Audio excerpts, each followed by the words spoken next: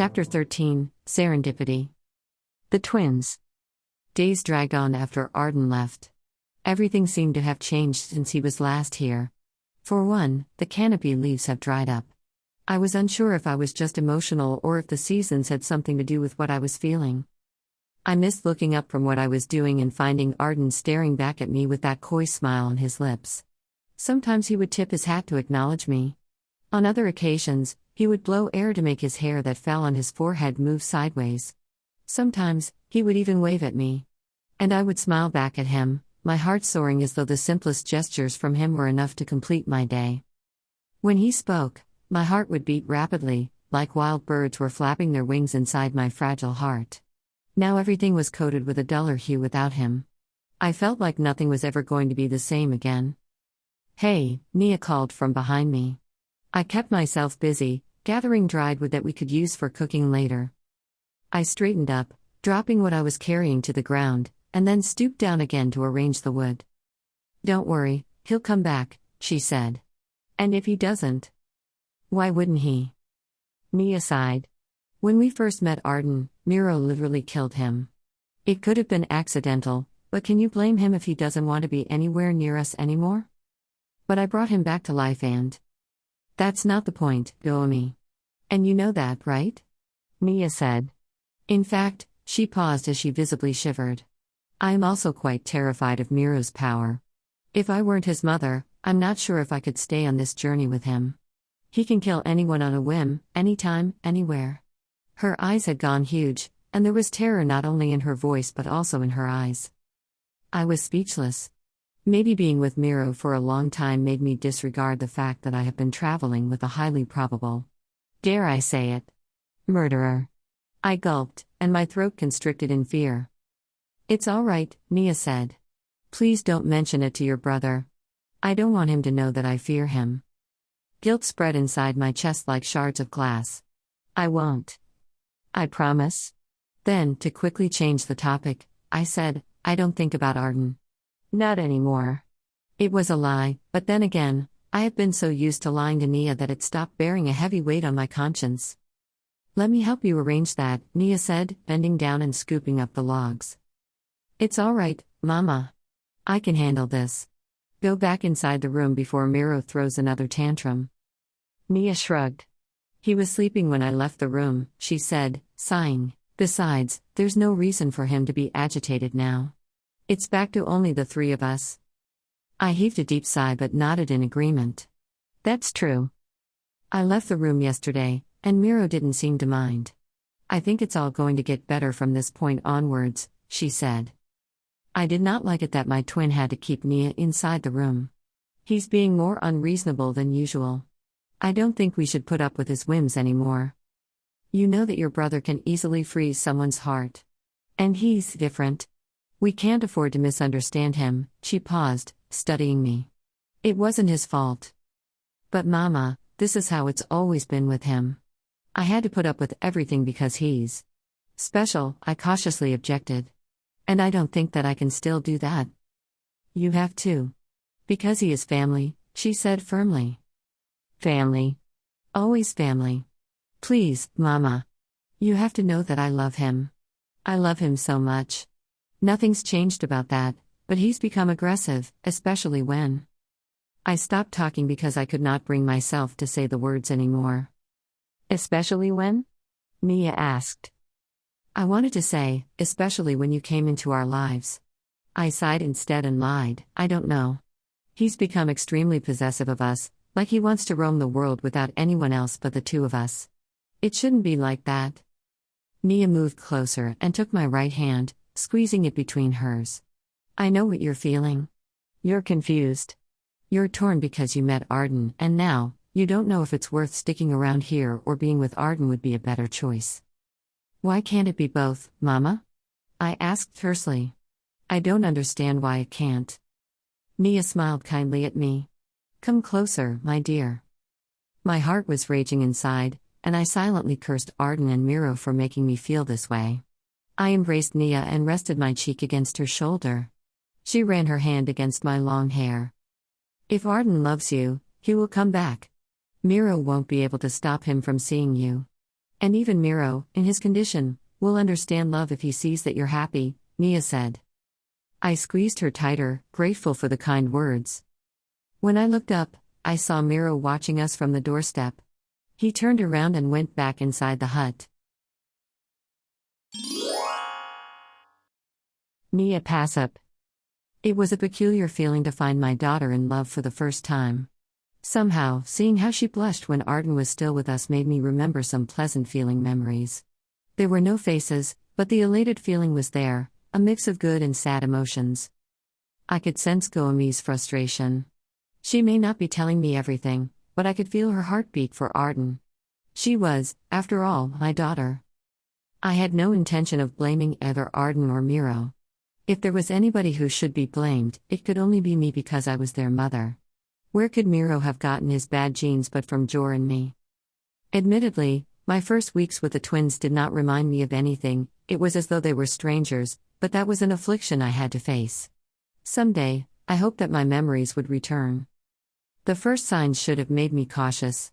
When Miro began tensing every time we talked about the outside world, I should have assured him that I would never leave him.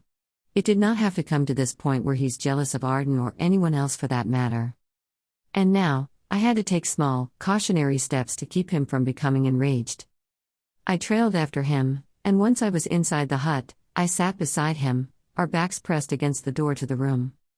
I began to wonder what my son could be thinking. "How are you today?" I asked, offering him a smile. He did not tear his eyes away from the floor. I touched the right side of his head and brushed his hair up. "I don't know what you feel. But as your mother, I think I should. I want you to know that I'll always stay with you. No matter what." I watched my son's eyes. They were dark and lost in oblivion.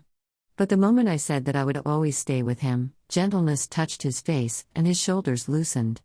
I pulled his head to my shoulder and let him stay there for a while, offering him comfort because I knew now that words were impossible for him to discern. At that moment, Goemi entered, her eyes puffy from crying. When she saw me hugging Miro, she knelt in front of us and took Miro's hands. "Hey," she said, eyes still watery. Miro was unfazed and averted his gaze. "Do you remember that time when we were still little and you cried every night for a whole week because you thought that we would be separated? I made a promise to you that I would never leave you." She paused. "Believe me, Miro. I'm never going to break that promise." My eyes got watery because I could barely remember the memory Goemi was referring to. It broke my heart that I could not share their past. "I'm sorry," Goemi said. I choked and pulled my daughter towards us. Then she cried. In my arms, I had everything, and yet, even holding them so close, it felt as though there was still something missing, a hollowness that only my forgotten memories could fill. Quila Tash. When I woke up today, I was surprised to find that I was still in my bed. Last night, I convinced Arden to stay one more night here, and he agreed. But today, I was sure that I would never be able to persuade him from leaving. Arden knocked on my door. Before I could respond, the door swiveled, and his head popped through the gap. "We have to leave now," he said. I nodded and pushed myself up. "All right," I said. I brushed my hair quickly. I liked wearing it loose, but I had to pull my hair back if we were traveling and battling heat and dust. I did not have to change my clothes because I was already dressed for travel. I picked up my pack and walked outside. Arden was sitting on top of his pack. Now that I knew he had a sword, I noticed that there was a small bulge on the side of his hips. I used to dismiss it, thinking that it was the way his coat folded. It seemed silly to think of it that way now. "Are you ready?" he asked. "Where are we going?" He stood up and started loading our packs onto the horse. Then he pulled himself up and extended a hand for me. I grabbed it and pulled myself behind him. He kicked at the horse before answering. "We're going to see Goemi first," he said. "Is that a good idea?"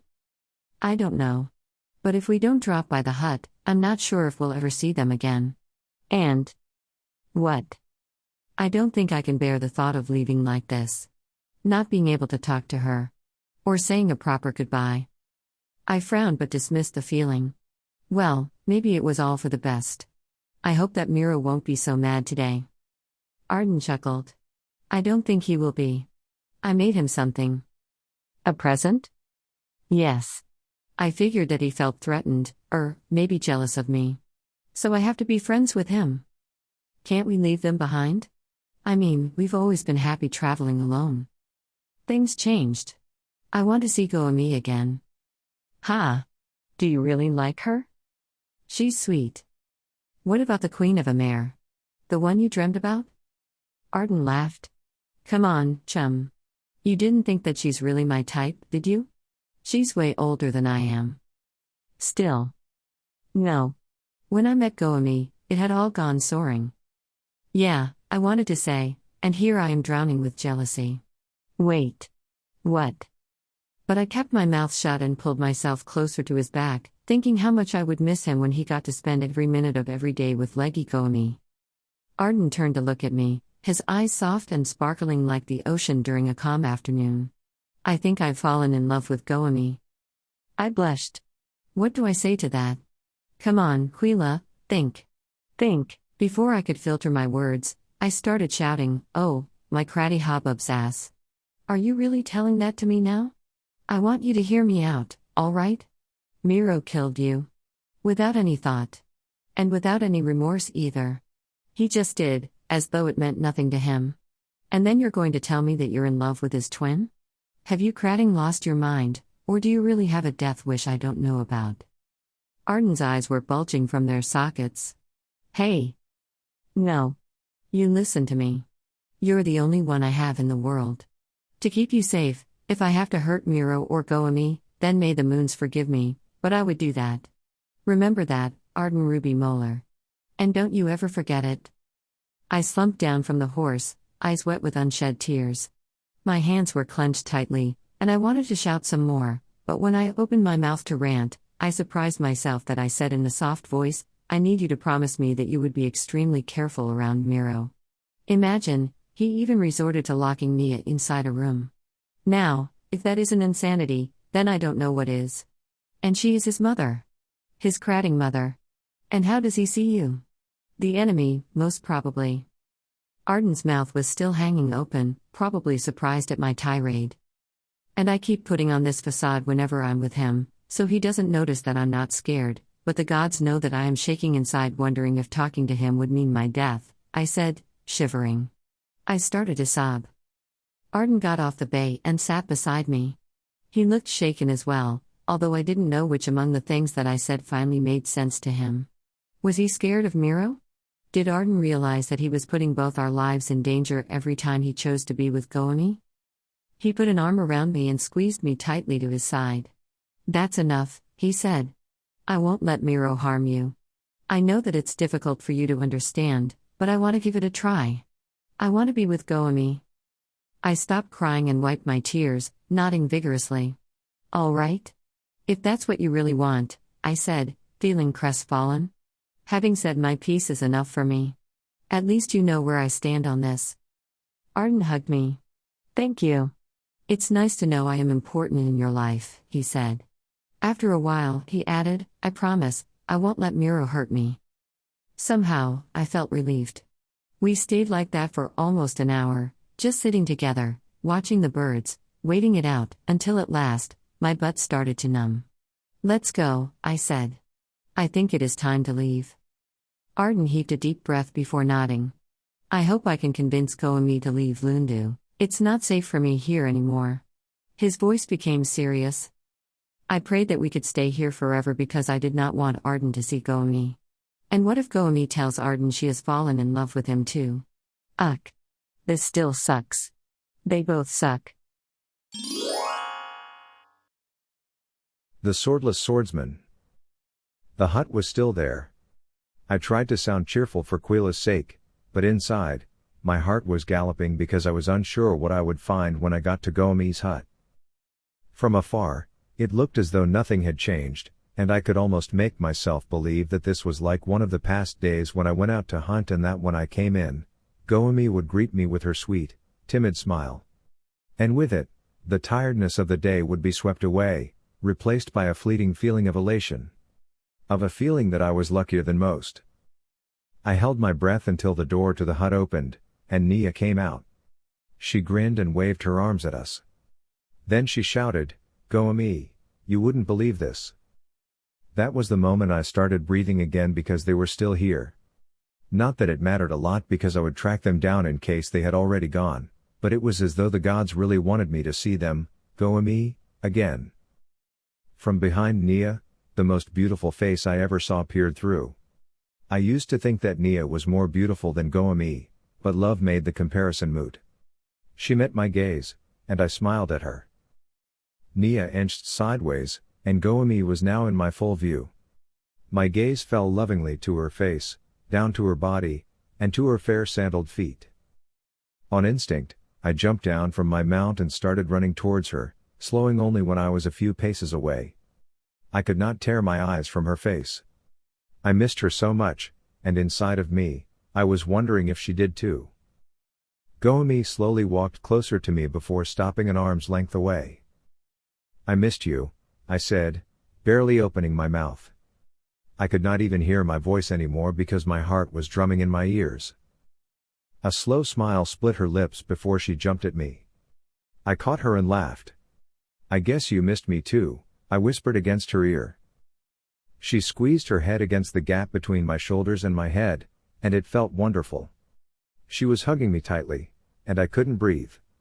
I leaned closer towards her head, smelling the pleasant scent of her hair and breathing in the memory that never left me. Before courage could escape me, I whispered to her, "I love you."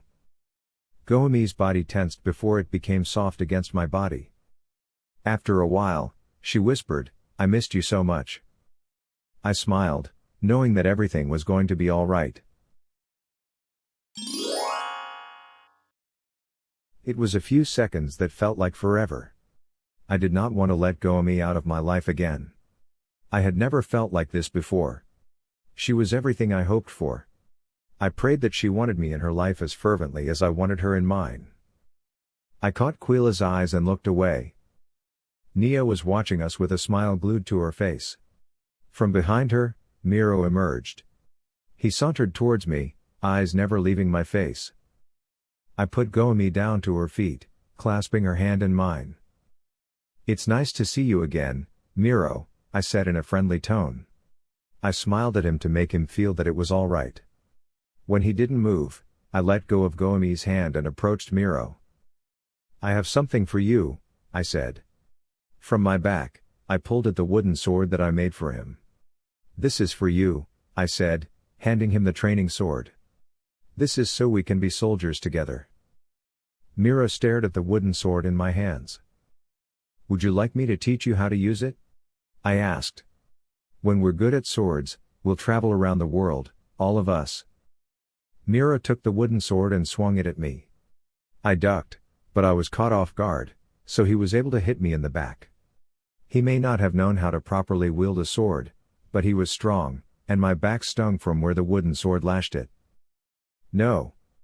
Miro yelled. He pulled at Nia and all but dragged her inside and pushed her inside the room. Then he sat with his back to the door, gripping the hilt of the wooden sword tightly, all the while glaring at me with malevolent eyes of hatred.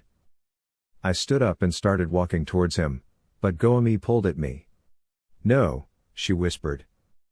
"I have to talk to him," I told Goemi, my eyes never leaving Miro's face. "No, Arden," she begged. "Please, let it go." "But when you went away, he allowed Nia out of the room. But he's threatened again, afraid that he'll lose us." I looked at Goemi. "But it's not going to happen. Quila and I will travel with you. No one's going to be separated." "He doesn't understand that. He sees you as a threat." "I'm everything but that," I insisted. "He's never going to understand. Let me at least try." She embraced me tightly. "No," she said, searching my eyes. "Right now, he doesn't touch your heart. He doesn't freeze it because he knows that Nia and I will be angry at him, but it doesn't mean that he won't if he were provoked." I should have been scared, but instead of being afraid, love filled my heart because right in front of me was someone who cared for me, who would never risk seeing harm come to me. I pulled Goemi closer. "It may be a little early, but I love you," I whispered against the back of her head. Part of me wanted her to hear her say it too, but another part of me wished she had not. And if she heard, I did not know if she understood because she said nothing. She pulled back after a while. Stay here, all right? I will talk to Miro. I'll make sure Nia's fine. I'll be right here. Goemi entered the hut and closed the door behind her. Quila was watching me from a distance. She neither came towards me, nor did she say anything, but the look she gave me conveyed what her heart said, I told you so. For a moment, I wondered if I should have listened to Quila. Kino Amerk. I knew Pyper was brilliant, but each day that I got to spend with her only proved that she was more than that. I mean, who would ever think that the only reason she'd want to go to a sniffler was so I could copy his power? I smiled fondly at her even though she had her back on me. Wait, I'm getting a scent, I said. Pyper and Mayo both turned to look at me. Where do we go now? Pyper asked. I closed my eyes and tried to remember the swordsman's face, just like the sniffler said he did to make his power work, and behold, I instantly had a whiff of the swordsman's scent. Although the power of a sniffler could be put to great use, I did not think I would appreciate having it for long. I mean, who would ever want to smell people? It was good luck that Arden did not smell so foul. All I could make out of his scent was sweat and a mix of fruits, which he could have gotten from slicing so many of them. I opened my eyes and pointed to our left. We should head there. That's where he went. Mayo and Pyper ran towards where I pointed, and I had to run faster to catch up with them. They were excited to get a chance to talk to the swordsman. What we found, though, was a hut that was already left empty. I went inside and almost gagged. My knees wobbled, and I had to help myself upright so I would not faint. What's wrong? Mayo asked. This place smells strongly of him. I feel like gagging, I said. Dear gods, now I understand why the sniffler charges 100 coins to find someone. The smell was too much.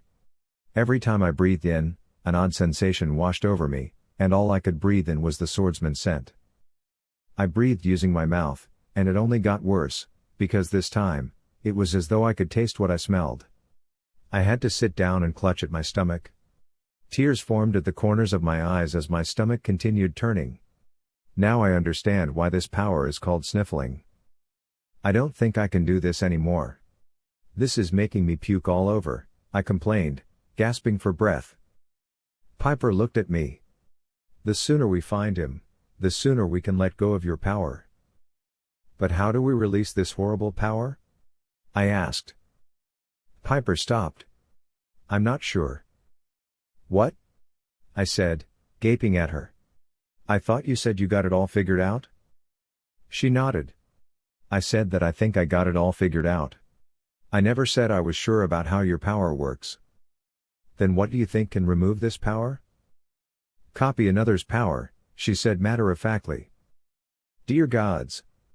And if there's no other power to copy, then I'm stuck with it? She nodded concernedly. But don't worry.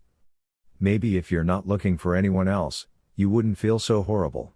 You look pale and, Mayo butted in. Well, I don't feel good, I said. Then irritated, I went outside the hut. Be quick here. Try to find out where they are headed, and let's go. I don't think I can last another 5 minutes smelling nothing but him. I was expecting Mayo to laugh, but instead, he kept quiet. The door closed behind me, and I was out in the woods, trying to desperately replace the swordsman's scent. I thought about other people with the fervent desire to replace the swordsman's image and scent. Dogen's face entered my mind, and I choked when his scent filled my nose. He had a stronger scent. Maybe it came with age and from an arduous journey following us. It was far from being nice at all. I dropped to the ground and gagged repeatedly. I was unable to control it this time because the scent was far worse. Who would ever want to smell soldiers? It was a stupid thing to think of Dogen at this time. I started thinking about the swordsman again, and a less terrible scent filled my nose. Better. Pyper and Mayo came out of the door. They left no traces, No clues as to where they were headed. We have to rely on your power, Pyper said sadly.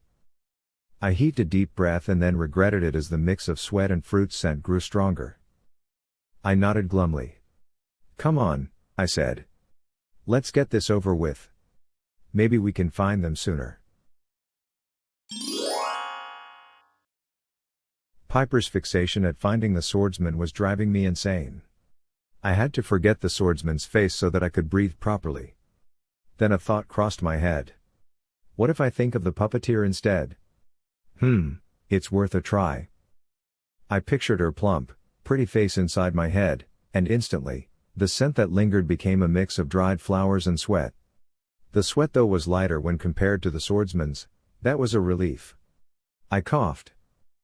Are they still far away? Mayo broke the silence. I shrugged.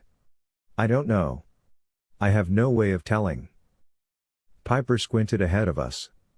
If they are trying to escape us, I'm afraid you'll have to bear the scent for a while. I grimaced. Who would ever want this power?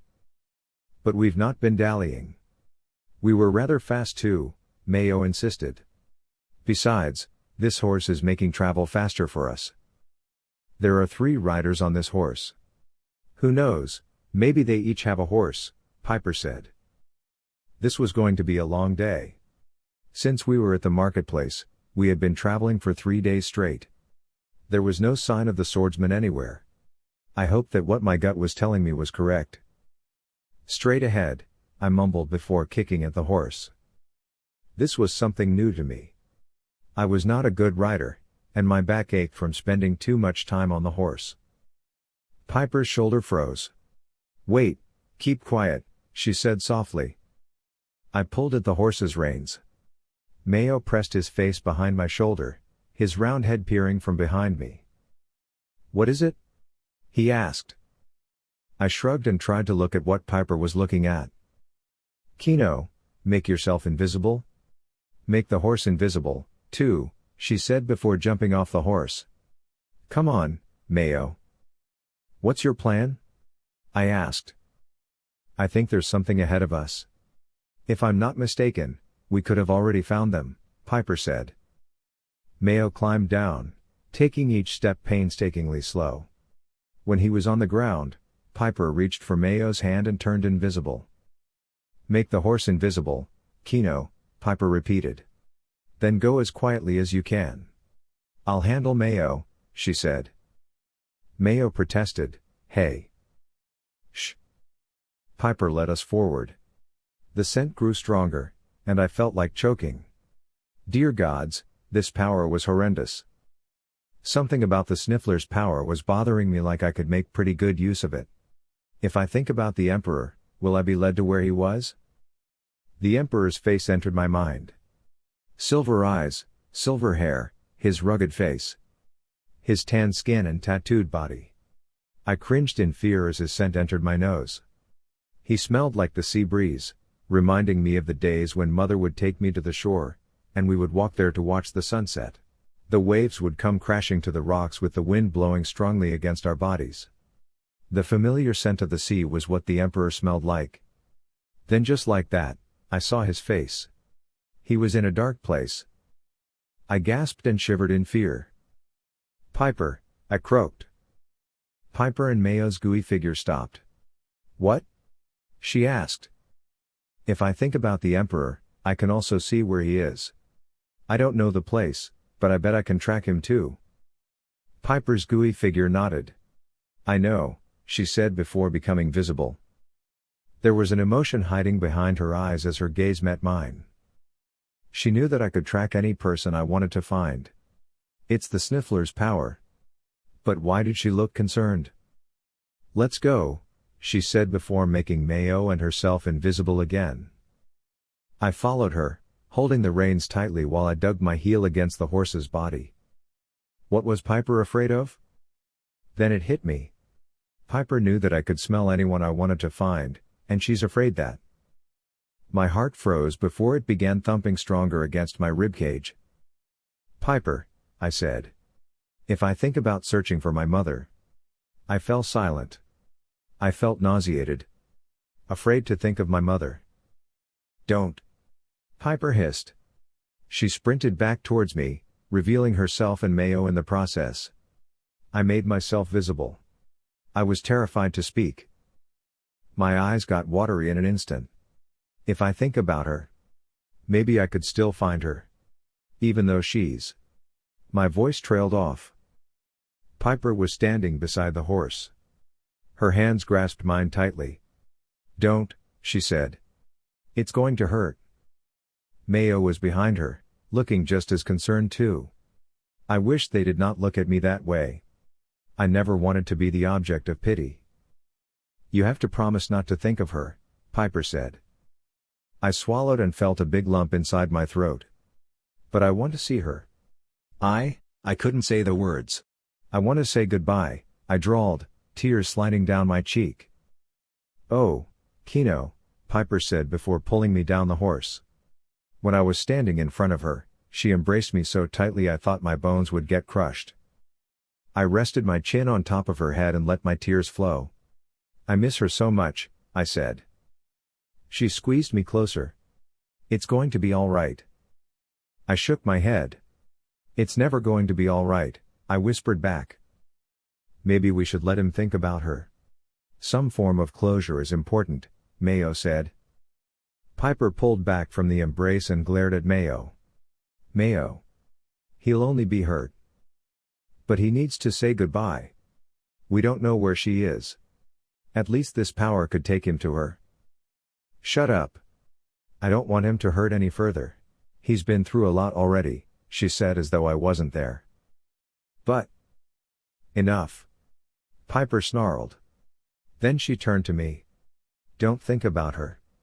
If you say goodbye to her memories, it will only make her deader than she already is. Pyper's words stung me. It hurt me so much that I gaped at her. I brushed my tears away. I don't want to remember her dead, I said, afraid to speak another word. I climbed back onto the horse. Lately, I began to forget my mother's smile. Nothing could be sadder than that. Pyper studied me for a while, and when she seemed satisfied, she took Mayo's hand, and they became invisible once again. That was my cue to become invisible too. We were well on our way, trotting quietly, and when we passed the tall trees, a clearing greeted us. The scent of the plump, pretty girl choked me, which could only mean that they were here or that they stayed here. Pyper, this is the place. I think they could be here, I said. Let's go. There's no time to waste any more, Pyper said. I watched as her small gooey frame and Mayo's thick body walked stealthily towards the hut, but I could not force myself to go after them. This was my chance to see Mother again, and this was the last chance I would probably have of smelling her scent that always reminded me of flowers because she smelled like lavender. I wondered if sweat would also riddle her scent. I missed my mother so much. Maybe, if I thought about her, it would not hurt as much as Pyper thought. Maybe, just once, I could think about searching for her. But what if when I thought about her, I saw her covered with soil? Her face pale and starting to decay? What if worms were circling her body? What if she smelled putrid? Would I dare lose all good memories of her and replace them with the stink of death? I choked. Pyper was right. This was going to hurt me a lot. I kicked softly at the horse.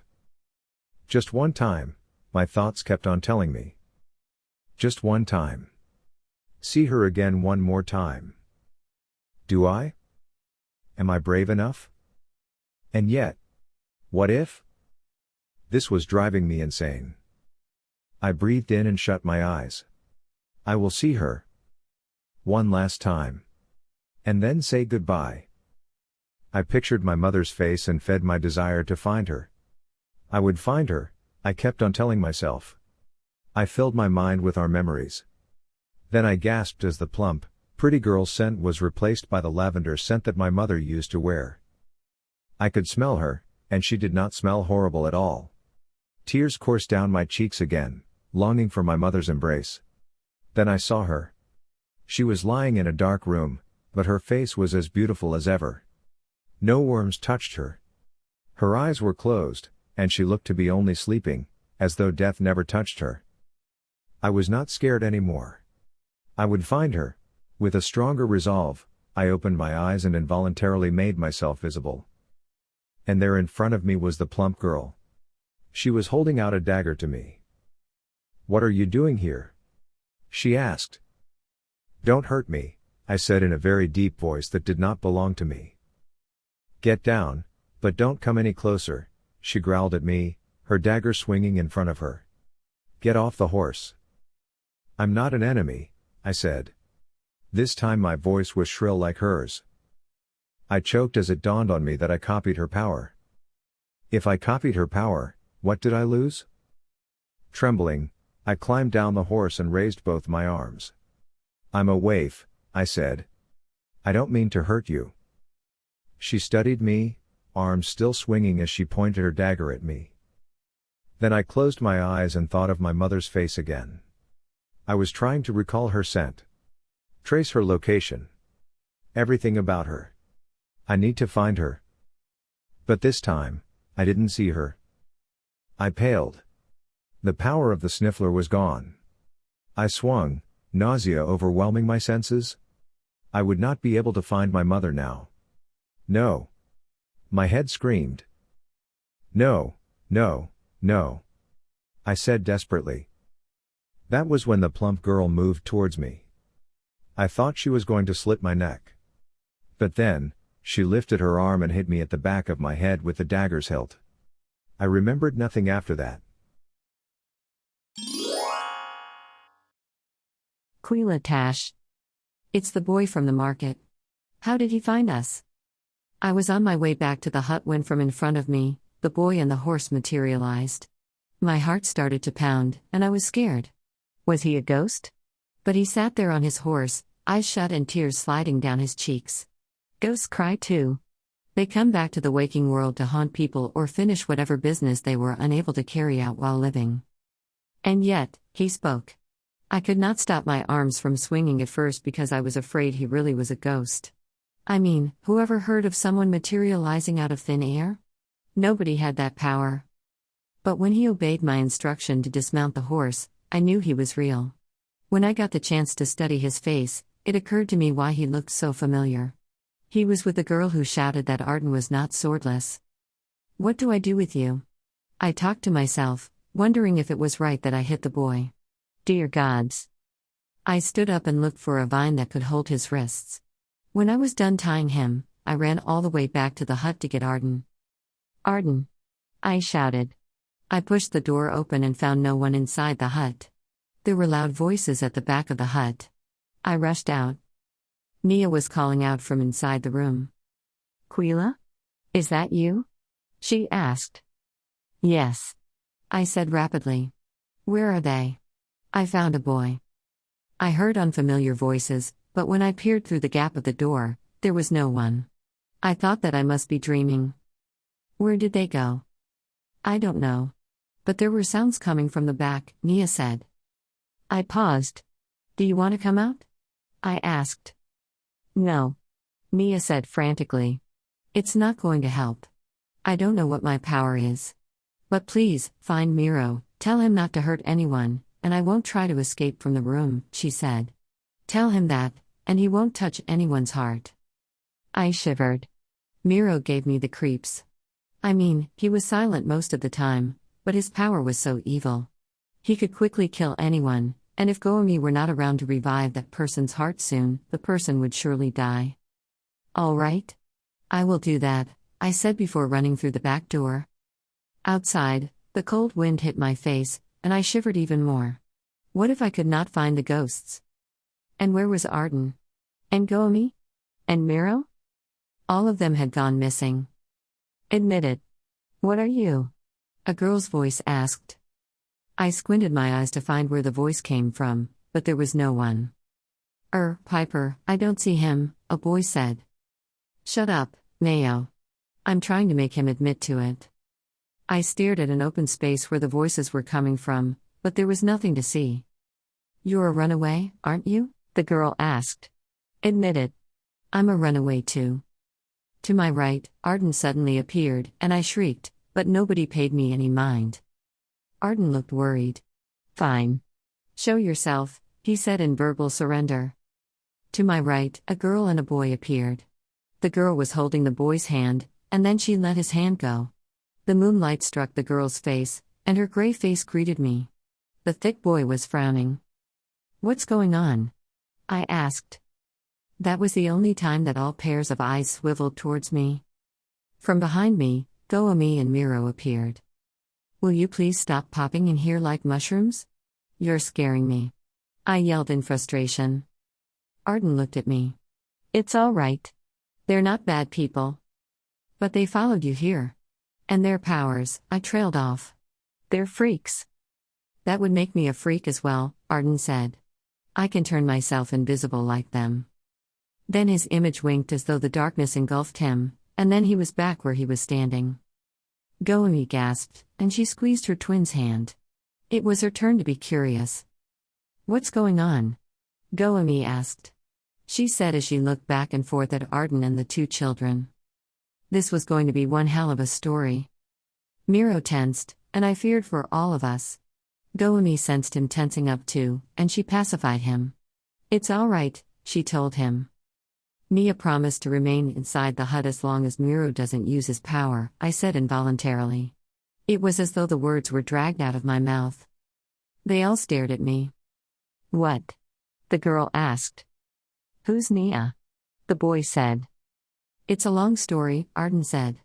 The good thing is Miro's not going to use his power. I'm Pyper San Diego, the girl said. And this is my friend, Mayo Kalo. I'm Arden Ruby Moeller. And this is Miro and Goemi Passup. She's Quila Tash, he said before pointing at me. Hello, I said, uncertain of what to say next. Then suddenly, I remembered the boy I had tied up earlier. I think we have to hurry back to the boy. There's someone I tied up right there in the woods, near the front of our hut. Pyper blanched. Kino, she said before rushing forward to find him. Mayo followed her too, and soon all the others were running after them. I was left in the backyard. Kino, I said softly, testing the name on my lips. Now, where did I hear that name before? Pyper San Diego. Kino was lying on the ground. He was unconscious. Upon reaching him, I crouched down and started shaking him back to his senses. Kino, I said. Wake up. I shook him hard so that he would wake up. But when he still did not stir, I brushed the hair away from his face, felt his cheeks, and clutched his hands. I felt for his wrist. His pulse was steady. Help me untie him, I said in a rush. Mayo quickly bent over and started removing the bonds holding Kino's hands and feet. What did you do to him? Arden said to Quila. Quila's face paled. I thought he was a ghost, so I smacked the back of his head. You thought he was a ghost, so you smacked him? Isn't it a known fact that ghosts can't feel a thing? I asked sarcastically. If anything happened to Kino, I would wrestle with Quila. After all we had been through, I could not have Kino like this. Here, this may help, the other girl, Goemi, said as she handed me a basin filled with cold water. I took it and paused, wondering what to do with it. Then instead of splashing a few hand scoops, I poured the entire thing on Kino's face. Mayo gasped. You're drowning him. He said. No, I'm not. That's his punishment for making me worry, I said even though I earnestly hoped he was all right. Then Kino stirred and coughed. His hands were free from the bond, but Mayo was still working on loosening Kino's feet. Arden leaned over to cut the vines with a knife to make the task faster. There you go, he said. Kino rose to his feet and wobbled. What's going on? He asked, searching our faces. His gaze panned across my face, then Arden's, then Goemi's and Miro's, at Mayo's, and finally, at Quila's. You. What did you do that for? He asked. Quila blushed. You popped right where I was walking. What did you expect me to do? Shriek like a girl? Of course, I'd fight you, she said. But I'm not the enemy. Kino shrieked in a voice that sounded so much like Quila's. Kino, what happened to your voice? I asked.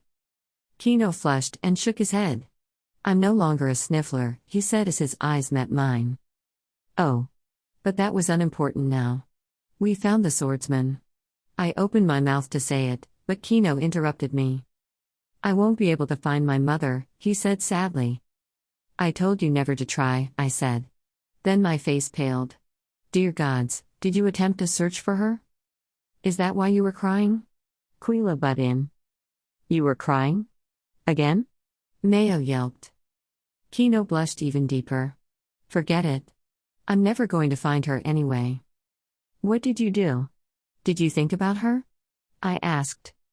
Kino looked at me, his eyes were pained. What did you expect? I got the chance to finally see her, and yet, it was gone, he said in his natural voice. He glared at Quila. Her stupid power took away the snifflers. Quila's eyes rounded. She obviously did not understand what we were talking about.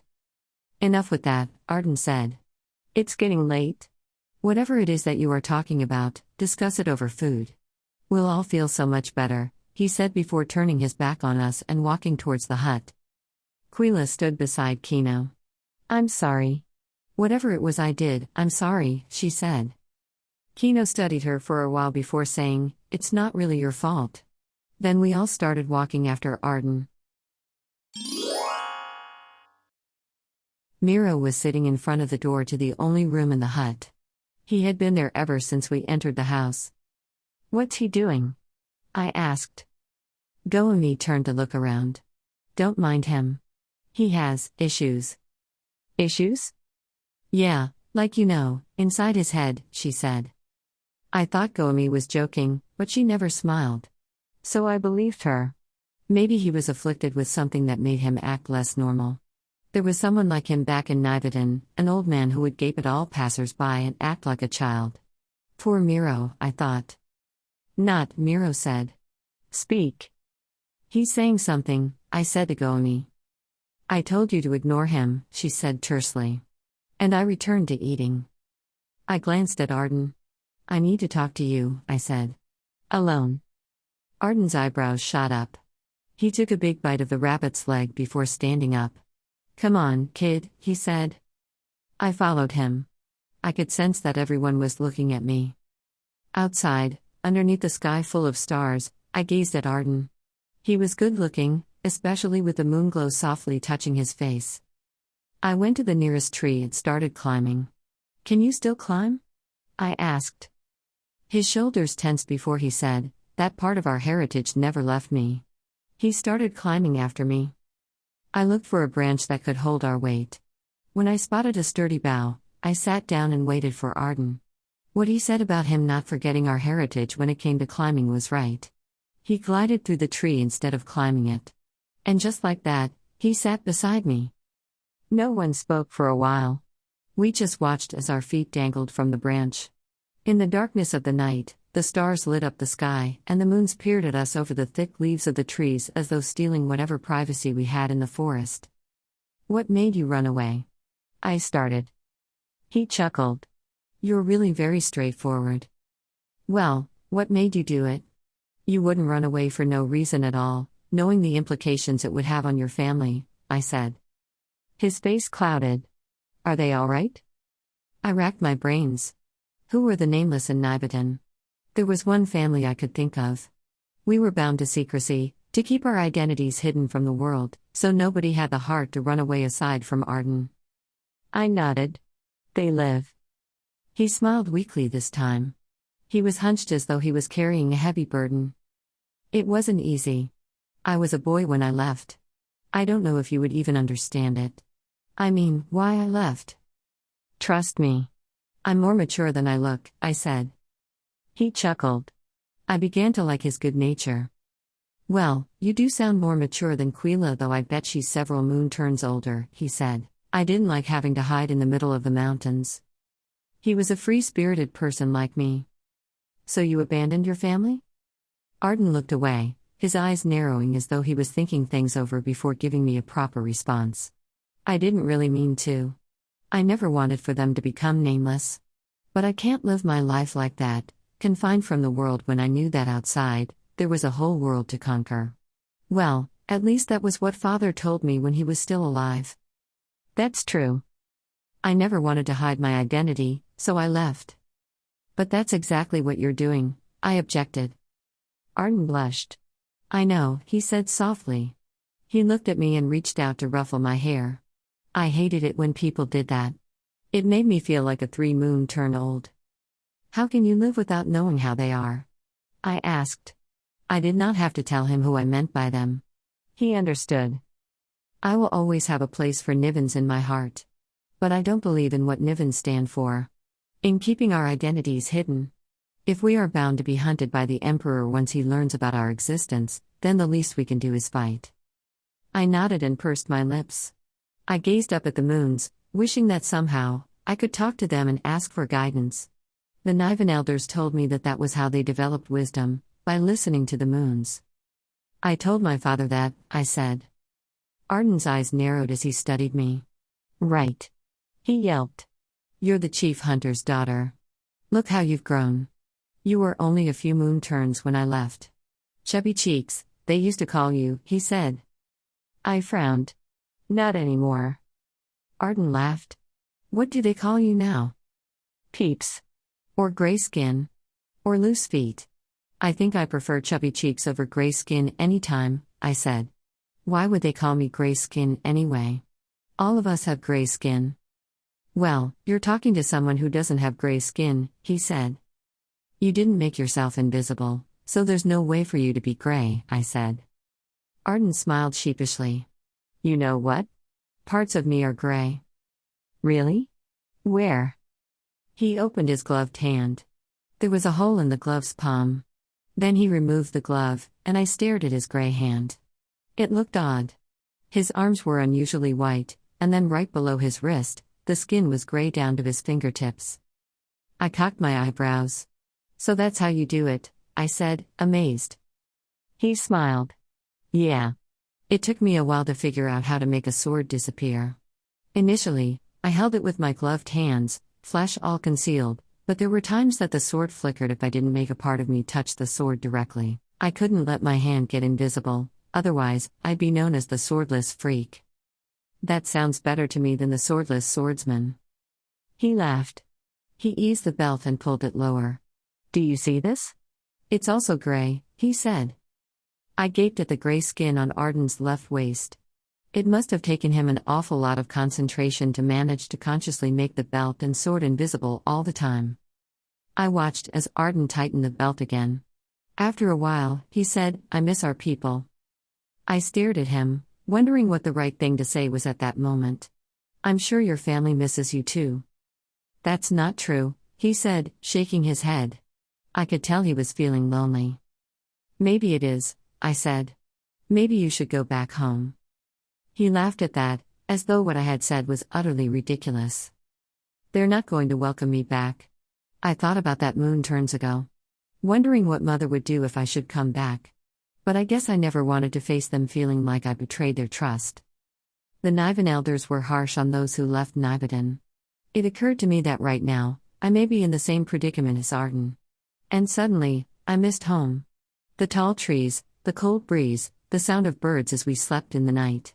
Mother's warm embrace, father's lap, the vine's constant gentle swinging. My eyes grew watery, and perhaps they glistened in the darkness because Arden rested an arm over my shoulder and pulled me closer. It's going to be fine, he whispered. Perhaps they'll treat you better because you're the chief hunter's daughter. A lump formed in my throat, and I hoped that what Arden said was true. Now that I found out who the swordless swordsman was and that my hunch about him being a Niven was confirmed, what should I do next? I had been dallying, afraid to start a journey to the Canellan Palace to get the registry, the Book of Citizens, and to face the Emperor.